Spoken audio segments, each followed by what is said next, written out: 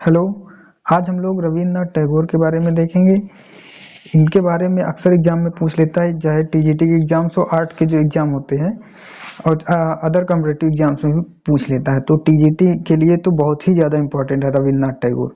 तो आइए इनके बारे में हम लोग विस्तार से देखेंगे। तो सबसे पहले रविन्द्रनाथ टैगोर के बारे में देखते हैं कि इनका जो जन्म कहाँ और कैसे हुआ था।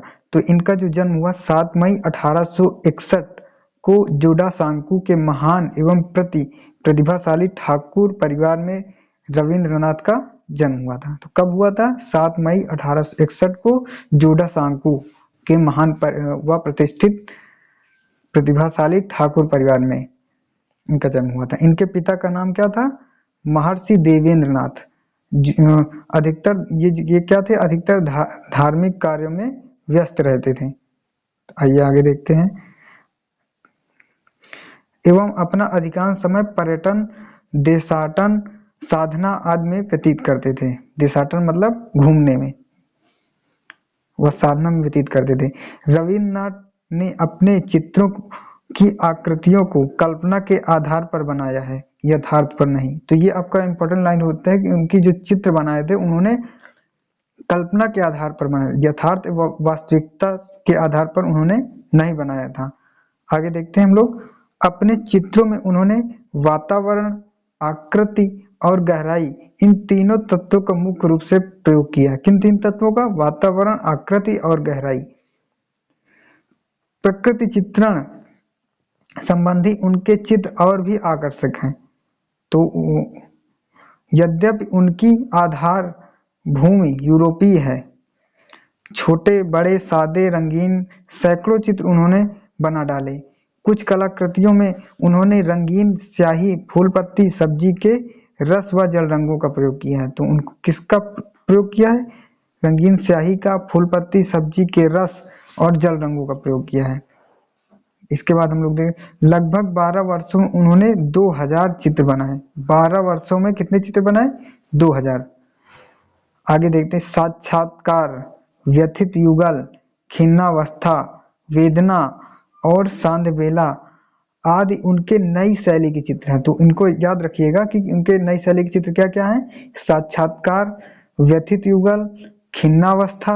खिन्नावस्था बहुत एग्जाम में पूछ लेता है कि खिन्नावस्था, वेदना और सांध्यबेला आदि उनकी नई शैली के चित्र हैं। सन 1930 में उनके चित्रों की पहली प्रदर्शनी बर्लिन, लंदन तथा न्यूयॉर्क में आयोजित हुई। कहाँ? बर्लिन, लंदन और न्यूयॉर्क में आयोजित हुई। एक इनका चित्र देख सकते हैं कि एक बूढ़ी औरत का इन्होंने चित्र बनाया था। ये लोग आप लोग देख सकते हैं।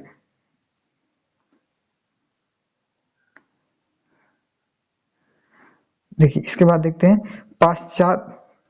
तत्पश्चात कलकत्ता, बंबई, देहरादून आदि में भी इनकी प्रदर्शनी आयोजित की गई। तो इसको याद रखिएगा।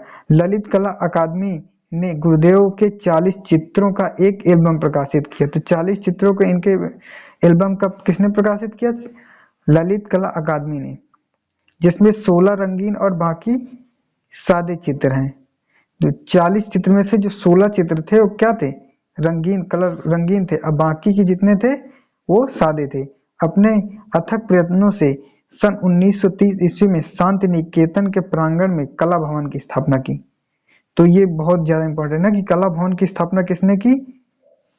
रविन्द्रनाथ टैगोर ने 1930 में। कहाँ किए थे? शांति निकेतन के प्रांगण में। चलिए इसके बाद हम लोग देखते हैं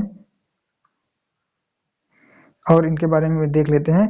1913 में रविन्द्रनाथ टैगोर को उनकी काव्य रचना गीतांजलि के लिए नोबेल पुरस्कार मिला। तो आपको बता दें कि इनको जो एशिया में जो नोबेल प्राइज मिलता है पाने वाले ये पहले व्यक्ति थे। कब मिला था? 1913 ईस्वी में। किस कृति के लिए मिला था इनको? गीतांजलि कृति के लिए।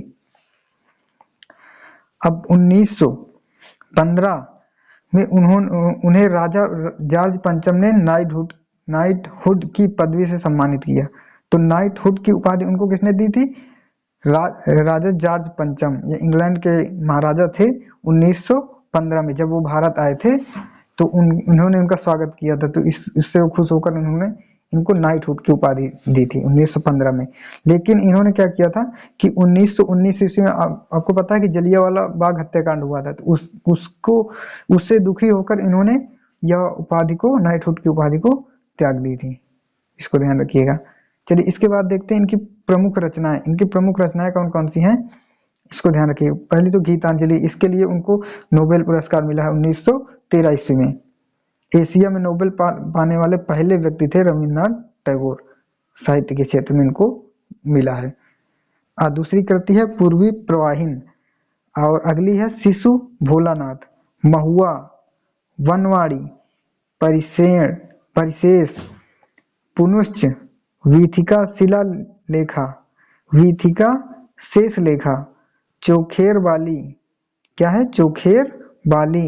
अगली कणिका, कणिका के बाद कौन सी है, नैवेद्य मायेर खेला, नैवेद्य मायेर खेला। क्षणिका, गीतिमाल्य, क्या है गीतिमाल्य। अगली क्या है कथा ओ कहानी, कथा ओ कहानी। तो इतना ध्यान रखिएगा। चलिए मिलते हैं नेक्स्ट वीडियो में और इम्पोर्टेंट टॉपिक के साथ। धन्यवाद।